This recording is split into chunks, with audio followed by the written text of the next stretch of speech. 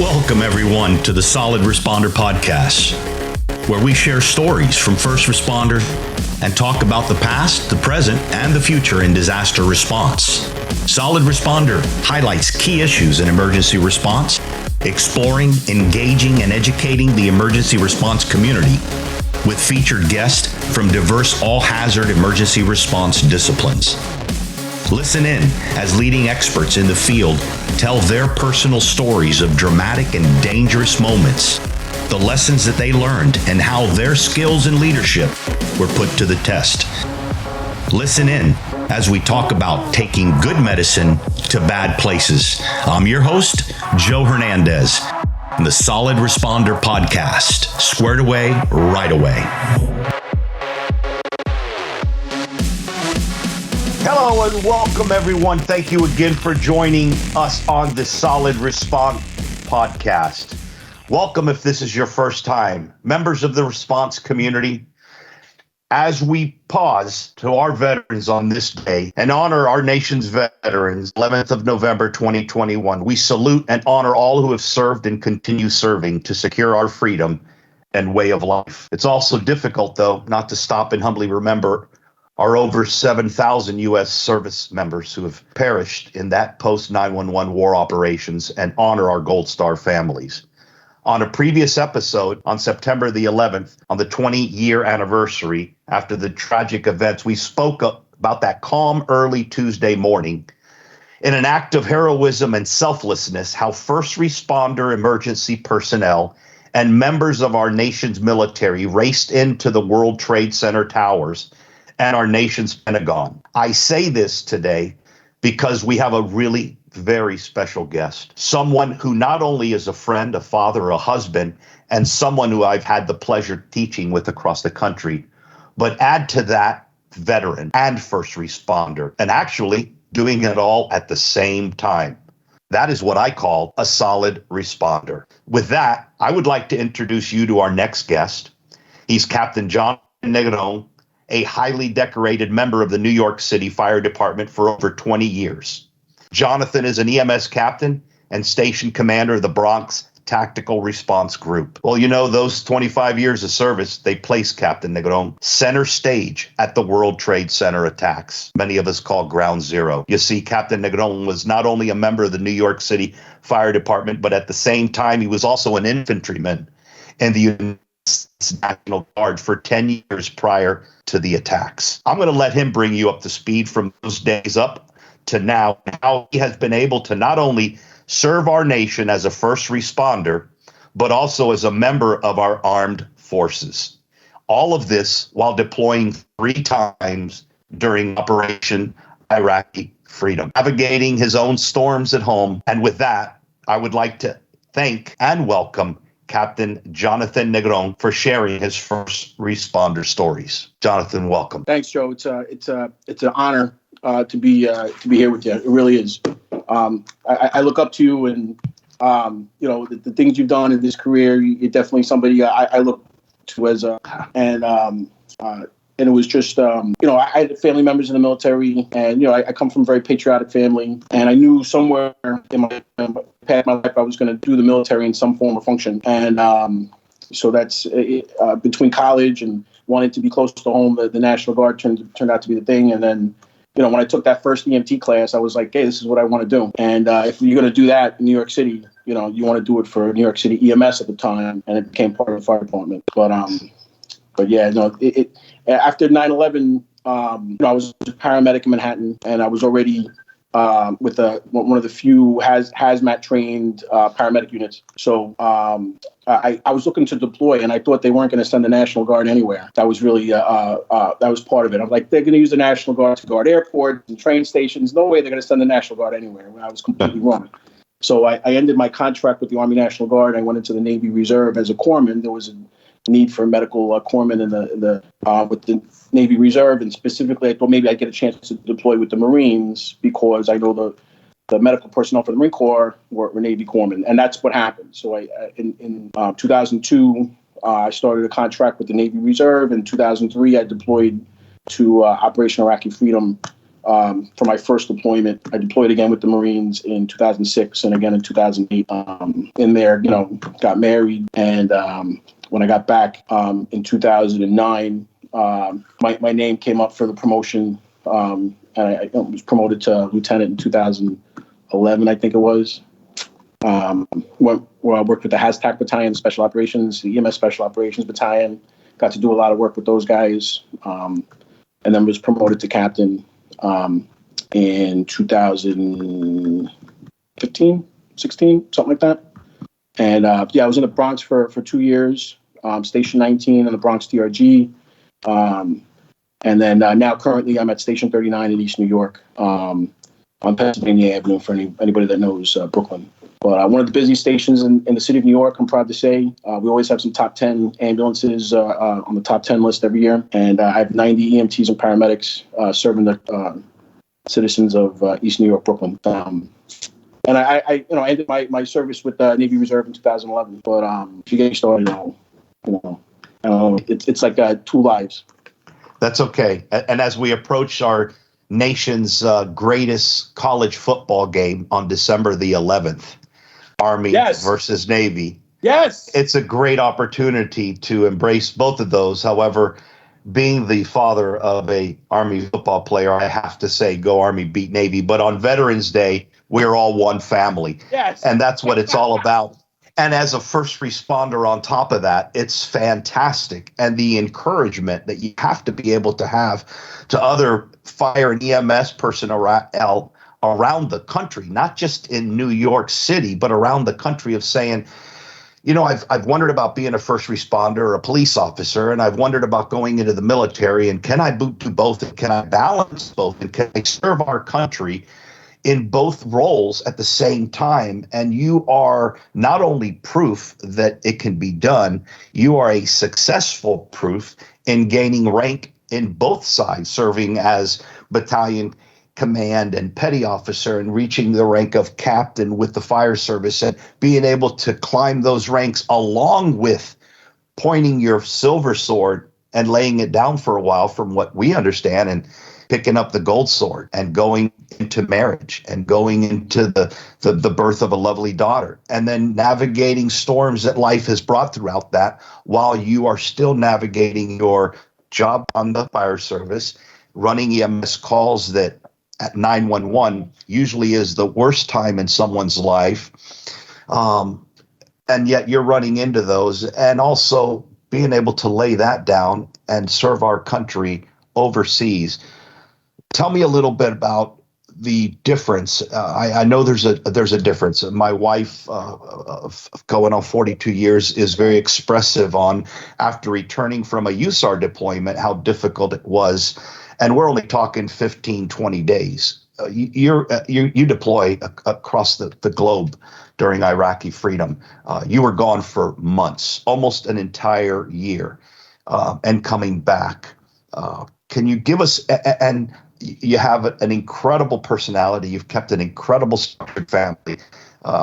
Share with others how successful and how you were able to accomplish that. How much time do we have? How long is this podcast? I love it. Because I'm blessed, and we discussed it a little before, but yeah, I'm truly blessed and blessed to have God placed in my life a beautiful woman who puts up with the stuff that I put her through my choices to serve. She gets volunteered right along with me. And, I've actually known my wife since she was 12, I was 14. And that's a whole nother podcast. We'll do another one for that. We started dating in the summer of 2001. And so right along all those events, working down at Ground Zero, and preparing to go to war, she was there with me. And I'll never forget, my father said, because when I got the call in 2003, the phone call from the Navy Reserve Center was, listen, you were supposed to be here 3 days ago, but we know we didn't tell you. So you have 2 days to pack your stuff, and your plane tickets are waiting at the airport, but you got to go to Camp Lejeune, and you're on active duty, by the way. And so I had to go to my girlfriend, fiance at the time, be like, hun, I got to go. And here's my checkbook, and here's my bills, and I don't know. I mean, I love you, but I gotta go. And she took it all, and you know, by the time I got back, you know, I had you know, 5 figures saved in the bank account. Everything was paid off. My father was like, "Listen, you better marry this girl before she changes her mind." So you know, we were married in 2004 after I got back, and you know, we were married through the next 2 deployments, 2006 and 2008. So it's for me, I mean, that's a critical lifeline. And but you know, you can't forget that they're committed to that too. The sacrifice that we make, sacrifices too, and the choices that I make affect her. And you know, she got into marriage thinking, so this is something, a source of stability, a source of you know, that you know, the relationship is something to bring stability to her life. And little did she know, I was a paramedic on midnights, you know, on midnight shift, you know, a rescue paramedic, hazmat paramedic, going to the most dangerous jobs. And on top of that, you know, we were big buffs, and you know, if it was happening, we wanted to be the first ones through the door. So, you know, God put us together. It was a very strange match, but you know, God changed both of us, yes. And I'm very blessed. And that it's important that me as a man doesn't forget that and honor that. And you know, there's veterans, you know, you go, but there's always that other part. Father, family, husband, wife, the kids. Mm-hmm. Who don't understand why. And this sort of thing, because the reserves, you're going away for a year. And active duty guys, you're there on the base. Families there that are going through similar things. Whereas the reservist families are alone. And there's kind of a loose structure with phone calls, whatever.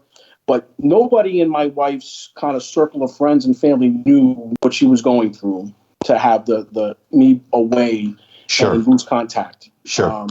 So, you know, that on Veterans Day, you know, I get a lot of texts and a lot of phone sure calls, and people want to shake my hand. But really, I know that I could not have done it without, you know, the support from her. And that's important. I mean, just alone you mentioning, and for those that are listening, when he was talking about being alone and no support and active duty versus reserve, he's talking about the spouses who live at home in the regular neighborhoods. They're not living on bases or posts, and receiving the structure of a secure military installation, which, by the way, have done phenomenal in family support. The fire service has a lot to learn, and USAR has a lot to learn in that. And you continue to honor other veterans. You continue to carry that torch. I remember several years ago, you were very instrumental at being able to secure a memorial wreath at the World Trade Center for a pair of parents, a mother and a father who were Gold Star parents from 2 separate families who biked across America to gather awareness for Legacies Alive and pedaled for all of the lost soldiers, sailors, and airmen during the global war of terrorism in that event. And I can't thank you enough for making that an event just for them, as well as, and I say that because the sons that they lost were instrumentally launched into their careers, the September 11th event. Ironically, as we talked about, even my 2 sons who committed to joining the military after September 11th and seeing me leave away on a USAR deployment, so many other families were affected by that. Sons, daughters, husbands, wives were affected. And so our offices were filled with folks wanting to either join the military and or join the fire or EMS services or police departments. Our nation was full of people that wanted to give back and serve instead of taking and wanting. Right. And it puts things in perspective, those kinds of tragedies, you know, exterior tragedies, and it puts the priorities of life in the, you know, better order. I sure would love to see us be that way again as a country, without an incident of something happening. Yeah. It's sad it has to take that, but yeah, true. Yeah. And I love that sign in the background. It means a lot. It means things that are important to your life, as we discussed in my life. And a lot of that was with family support and what goes on with the different events. With Veterans Day, we're saluting our veterans and remembering our veterans, those that are here today and those that have passed. And from beyond. Now we're getting ready to go into the holidays, which presents a whole nother event. We lost a tragic brother from my fire station and my fire department on Saturday, who committed an act towards himself and took his own life, and we're all struggling with that as his family is, and prayers are for that. But the message is out there, as you said, the importance of coming back and wondering how our significant others are doing. And Right. you hit it on the head by saying you're gone for that length of time, and that support's just a missing link. Yeah, no, it definitely evolved over, the 10 years I was involved in like 7 years I was involved in deploying to Iraq. Because when I got back the first time, there was nothing. We were feeling our way through the dark, and that caused a lot of problems. But it was also that core commitment I had to my wife, she had to me, that, we knew no matter what, no matter how many fights we got into, I wasn't going to leave. She wasn't going to leave. Yeah, it definitely, the awareness that there's a problem. There's something missing here. We're not giving these guys the tools when they leave to address these problems. They're gonna, they train us for everything: survival training, high risk of capture training, but they never trained us to go home and take care of our family and adjust, and be the husband. We didn't get husband training before we left deployment, and we definitely learned some lessons the hard way. But yeah, that was nice advice we got after my second deployment, third deployment, was that that period of time we're away, my wife is taking care of everything. She's in charge of that boat. She's in charge of that ship, and now you're coming on board, and things aren't like they were when you just left. That a lot of things have happened, and now it's got to be, you got to get to know your wife all over again. You have to get to know your family all over again. They have to get to know you. Yeah. It's definitely things improved, and there's still a gap. Yes, always a work in progress. Absolutely, and that's an encouragement to everyone out there listening on that it's possible. It's you fight for it. You fight for what you want, and Right. you fight hard. Absolutely, it's a decision, and that's exactly it. It's not easy to fight. Marriage is the hardest thing I've ever done. All the things I've done, Joe, all the trauma and stuff I've been waist deep in, marriage is the hardest. But again, I love hearing that, and that's the truth. And you mentioned a very good friend of ours and a solid responder, Vinny Johnson, and I would tell you that between him and Barbara, he would probably say the same thing. And but the challenge is there, and the fight is worth it. As an EMS captain now, we spoke a little bit about the changes in EMS, and now being retired and living on a block with a lot of retirees. And I've dealt with a few deaths already, unfortunately, with the elderly who happened to have gotten here a few years before I did.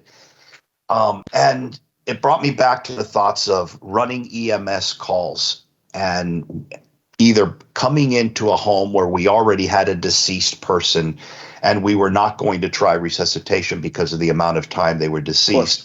Right. And or resuscitating an individual, and now with changes within EMS protocol, DCing, or what we call stopping our resuscitation efforts, and now having to deal, with those family members. And there were those in my early days that I would see that would say, "Okay, I'm sorry for your loss, ma'am or sir, and the police will be here in a few minutes, and have a good day." And I watched it with such a heavy heart. Yes. Where I thought to myself, why can't we just sit there for a minute and say, "Ma'am, is there anything that I can do? Would you like to have us help you pick him up off the floor?"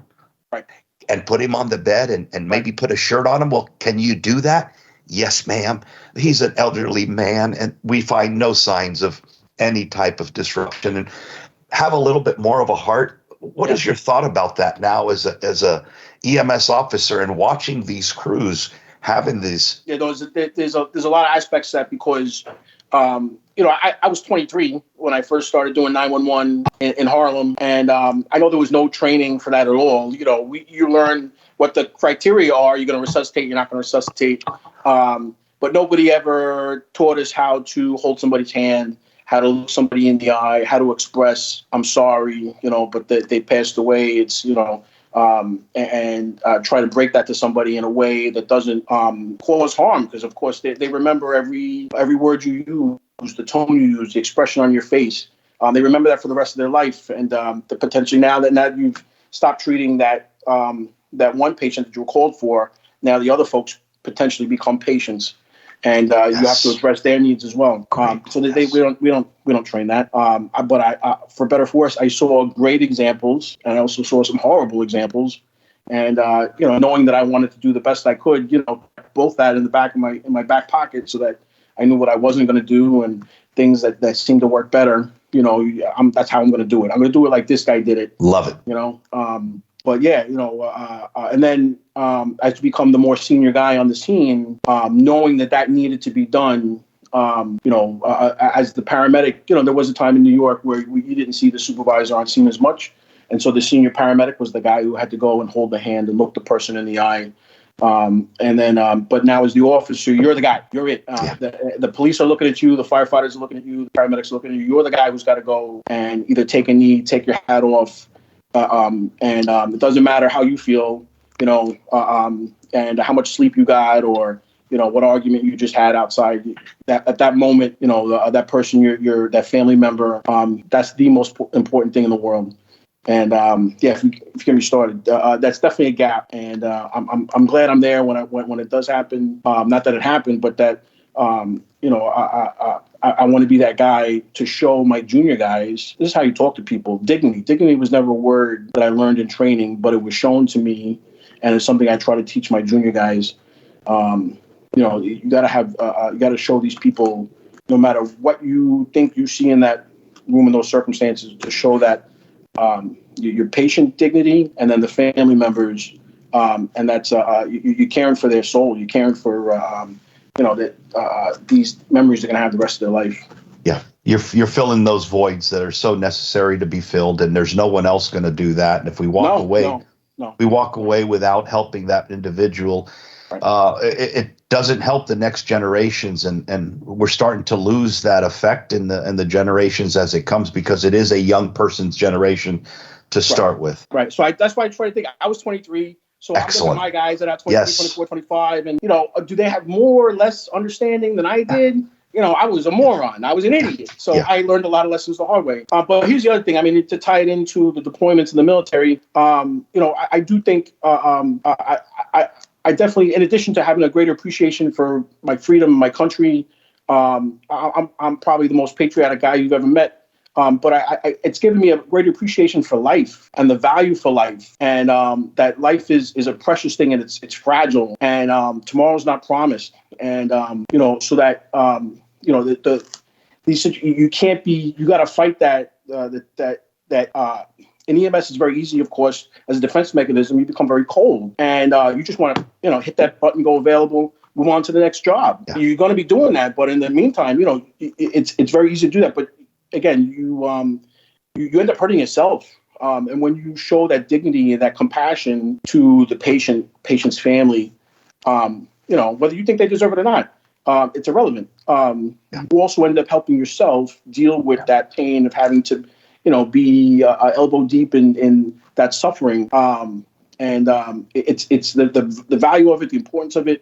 It's only more magnified with having been overseas and seeing life that's cheap, and seeing cultures, being exposed to cultures where life is much cheaper, being immersed in scenarios where life and death is, instantaneous and by the bushel, and very cheap. So life is precious, and how we treat each other, as human beings, it shows you character. And I want to show that to my junior guys on scene as often as possible. I try to make sure they see it. They're careful with their words. They see how I present myself to family. I'm always aware of that. It's very easy, especially in the EMS, I'm sure in law enforcement and fire as well, because you're dealing with life and death on a regular basis, to form that cold shell and then just move on to the next job. And I try not to be like that. Sure, and totally understandable. Jonathan, I got a question from a caller, someone that's watching the podcast, saying it really hit home about spouses. And what was the best way to get your significant other to open up?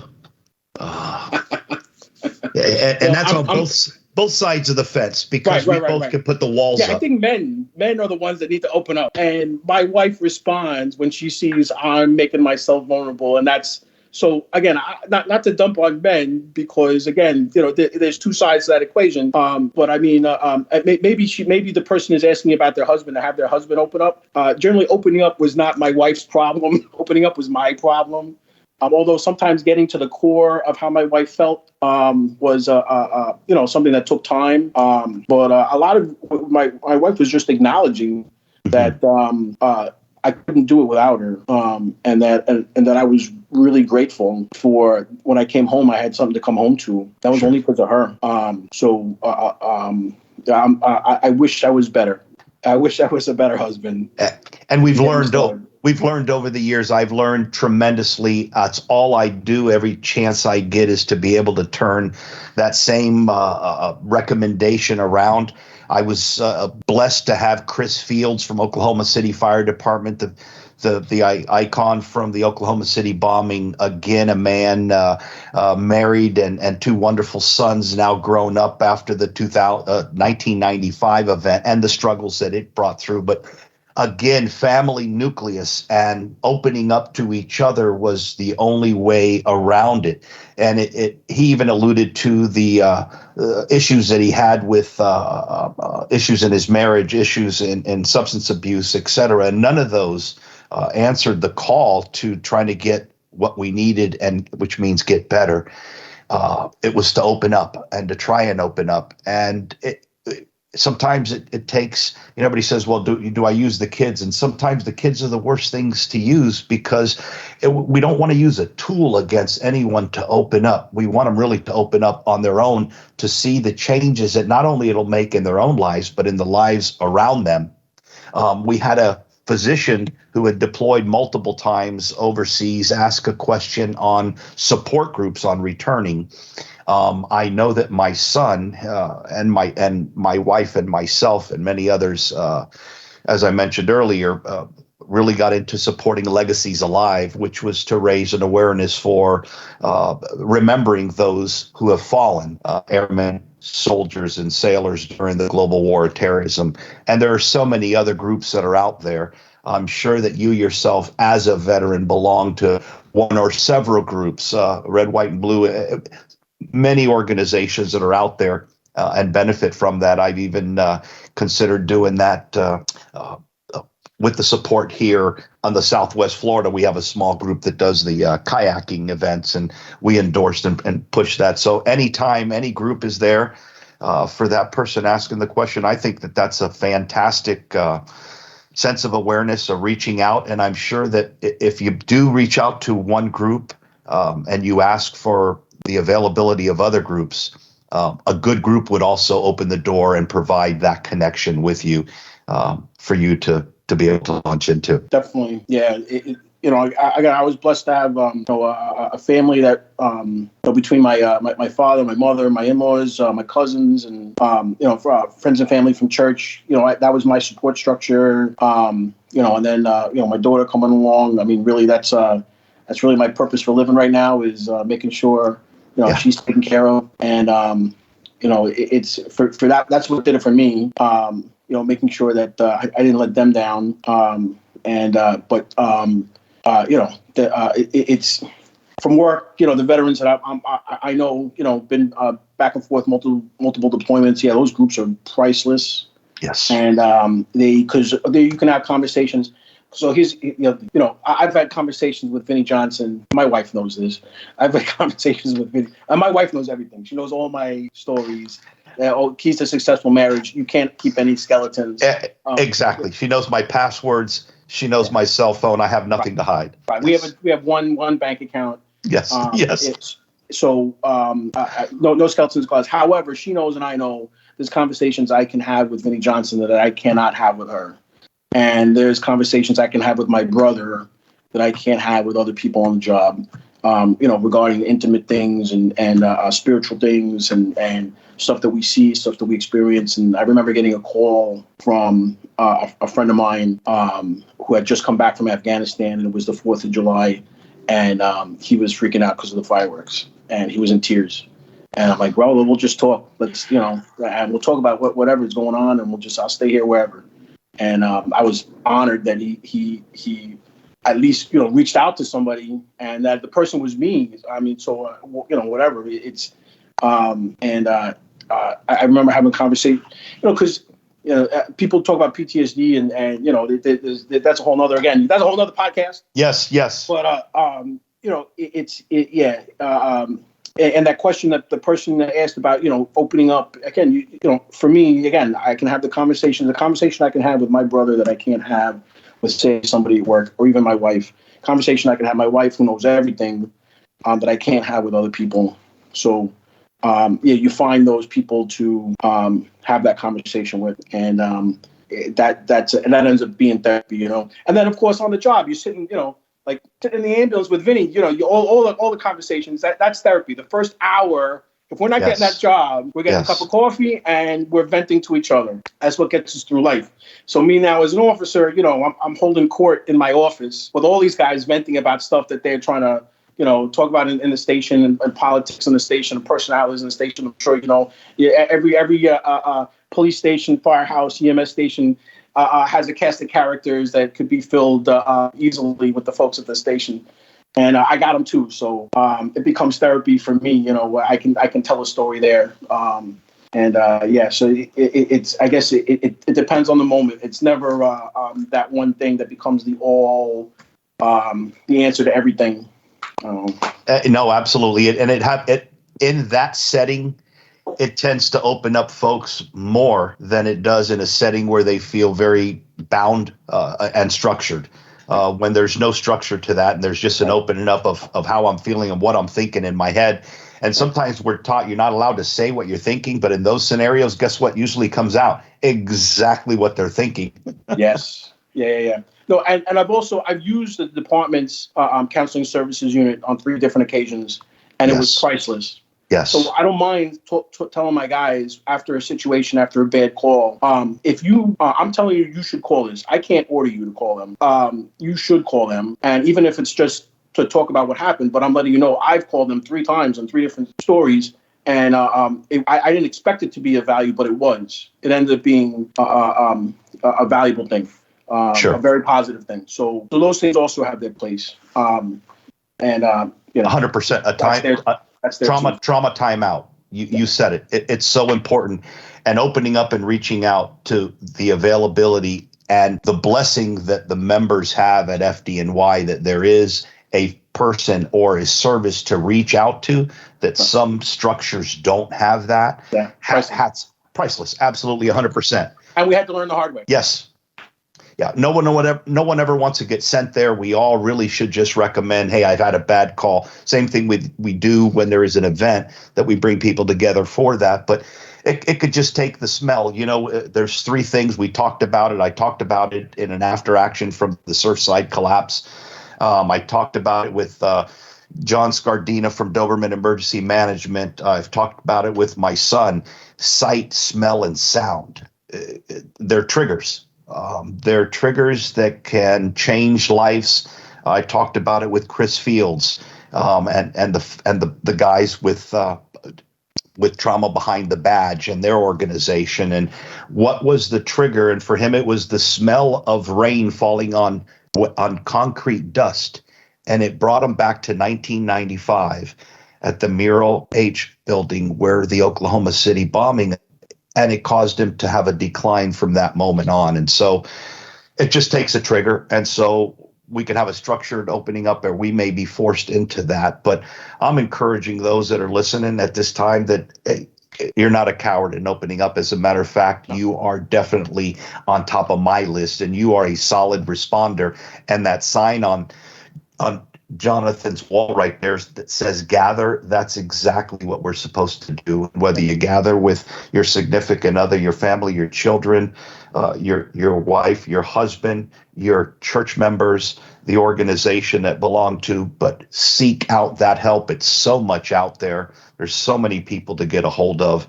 And there's so many shows that we can go on and just continue on. As Jonathan said, we've got PTSD, we've got spouses. We can cover so much just because it affects so many areas of our lives. And you know what? Our husbands, wives, they didn't sign up for this job. We did. We didn't sign up. Them up. Yeah. And you are on top of that, a veteran. They didn't sign up to be a military wife or a husband. And now you're adding another one. But I'm sure you would encourage a young man or a young girl today that if they had a decision making, I have a very good friend of my son who passed, who went to ROTC with him, and he is a sheriff with Broward County Sheriff's Office. He is also a Guard member, and he serves as a military police officer on deployment. So he's getting to enjoy both of those, and I have encouraged him to stay in on both services, and that it can be done. And he has enjoyed himself a brand new baby girl, and his life is moving forward. So great out there. Each other, folks have to understand the commitment when you're in the reserves, that it's not like any other job. So fire service, PD, EMS, again, not like any other job. However, that military commitment. Again, they can send you away for a year or more, and there's no I don't feel like doing it. It's a huge commitment, and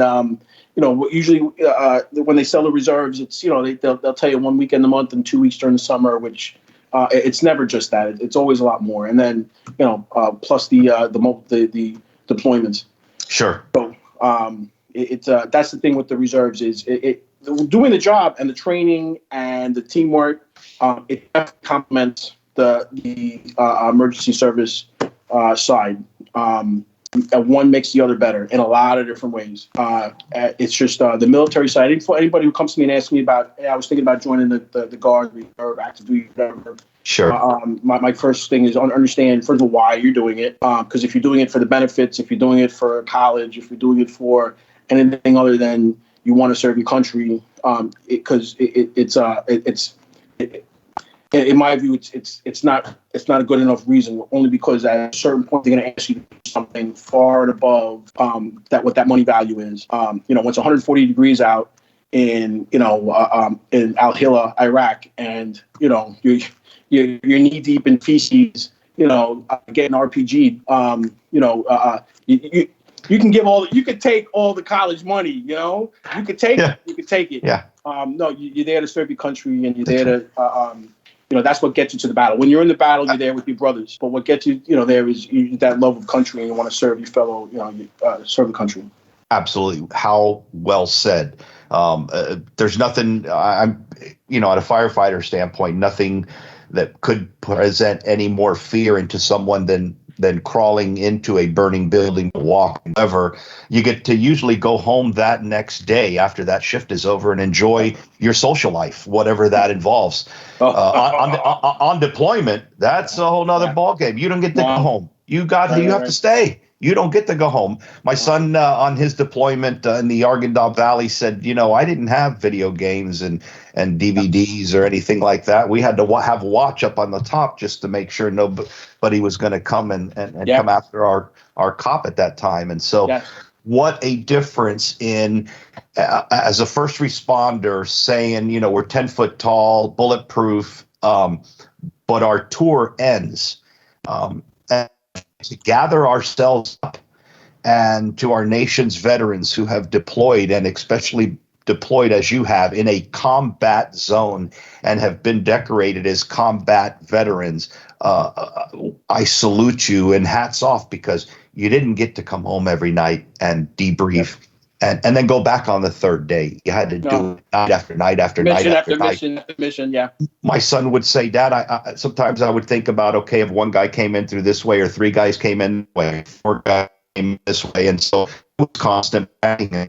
Yeah. It takes its toll. As we said, joining those organizations, seeking out help, keep it close as possible, and then move out. And don't stop asking for help. Yep. It's the heroes that ask for help. Jonathan, we could go on forever, my friend. I love you. We just started. Absolutely, and I don't want to keep your time. I'm thankful to those that are out there listening.